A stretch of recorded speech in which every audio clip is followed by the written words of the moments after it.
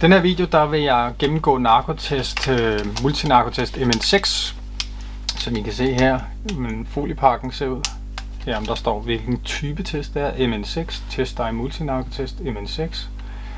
Der står hvilke forskellige stoffer den tester for. Her THC, benzodiazepiner, kokain, metamfetamin, amfetamin, morfin. Det står også i den vejledning, der følger med. Se her nederst på siden, der står en ordforklaring til de stoffer, som den tester for. Derudover er der en udløbsdato på selve testen, og der skal man selvfølgelig overholde, at man ikke bruger testen efter den udløbsdato. Herovre til højre, der kan I se selve lotnummeret på testen og forsiden af testen igen. Jeg åbner testen heroppe i hjørnet. Jeg kan se, der er sådan en lille rille her, og der river man så bare hen over posen, og så kan man tage testen ud. Hernede i posen ligger der også noget fugtabsorberende materiale. Det skal vi ikke bruge til noget. Men selve testen ser sådan her ud. 6 forskellige parametre, som alle sammen er på række her. Ikke noget på bagsiden. Den tager bundcoveret af, så testen sådan her ud. Sæt bundcoveret på igen. Hvis man kigger på vejledningen, så kan man også se det samme, og der har vi forsøgt at gøre det så illustrativt som muligt, så det er let at gå til i forhold til at bruge selve testen. Så skal igennem alle de her steps, og så kan man så aflæse resultatet til sidst. Her på bagsiden noget generel information om, hvordan man udfører en narkotest, og hvad man skal være opmærksom på i forhold til inden prøven tages og efter prøven, og hvad der kan være af muligheder for, at man kan manipulere med resultatet. Lidt om sporingstider og forholdsregler hernede til sidst. På vores hjemmeside, der har vi også information om sporingstider, altså hvor lang tid tilbage de forskellige parametre kan spores. Og også det, der hedder krydsreaktioner. Altså der findes lægemidler, som kan gå ind og krydsreagere, altså det vil sige reagere på de her strips her, så de giver et positivt resultat, hvis man har indtaget nogle former for lægemidler. Så gå ind, og hvis I får et positivt resultat på testen, så gå ind på vores hjemmeside og se, har personen indtaget nogle af de her stoffer, som er listet op, og hvis personen har det, så kontroller i forhold til testen, om det er en af dem, der har givet positivt, for så kan det altså være et lægemiddel, der har forårsaget en positiv prøve. Selve udførelsen af testen, det er sådan set meget simpelt. Man fjerner bundcoveret, og har jeg en lille prøve herovre.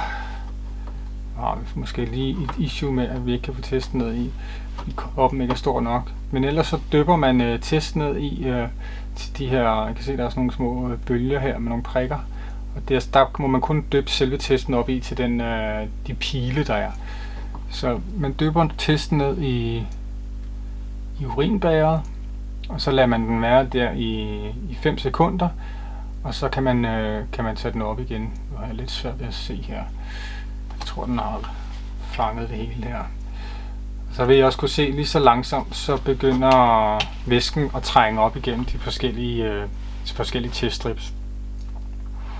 Og der vil man kunne se, at farven i alle sammen, den bliver lyserød, når væsken trækker op igennem de forskellige teststrips.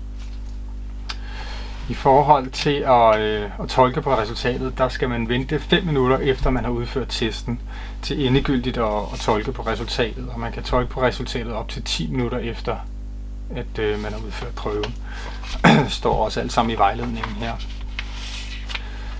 Det man skal sikre sig er, at der er ligesom to indikatorer her. En der hedder C og en der hedder T. Og C det står for kontrol. Og der skal altid være en streg i den, der hedder C. Altså den øverste, der skal altid være en streg. For det er en indikator for, om testen har suget nok væske op, om den har reageret korrekt. Er der ikke en streg i en af C-felterne her, så er den altså ugyldig for det pågældende stof, så man er nødt til at udføre en ny.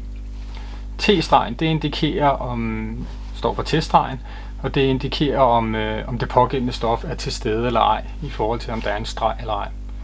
Og ved en narkotest er det altid sådan, at der skal være en streg i kontrol og en streg i T, hvis testen skal være negativ. Det vil sige, at det pågældende stof ikke er til stede i prøven. I det her tilfælde har vi jo testet vand, så der er jo ikke noget til stede i det. Og det vil man også kunne se af testen, at stregerne lige så stille begynder at blive dannet for samtlige stoffer. Jeg kan se her i C, der er der en streg for samtlige stoffer, og i T, der er der også fremkommet en streg for samtlige stoffer. Nu er der ikke gået 5 minutter endnu, men stregerne bliver mere tydelige i takt med, at tiden går. Der kan dog være variationer i styrken på de her streger, der fremkommer. Især man kan se, der er lidt i C også, men især i T kan der være forskel på styrken af de her streger. Og det skal man altså ikke lægge noget i. En streg er en streg, uanset hvor utydelig den er. Altså selvom du blot kan skimte en svag streg, så skal du tolke det som en streg.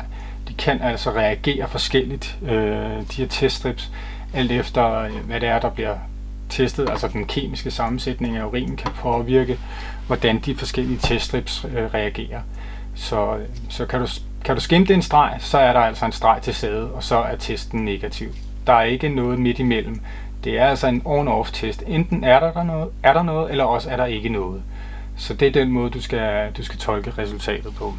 Jeg tror næsten, der er gået 5 minutter, og vi kan se, at den her test den er negativ for samtlige stoffer, hvilket jo giver god mening. Undskyld. Men det er måden, man bruger den her multinarkotest MN6 på.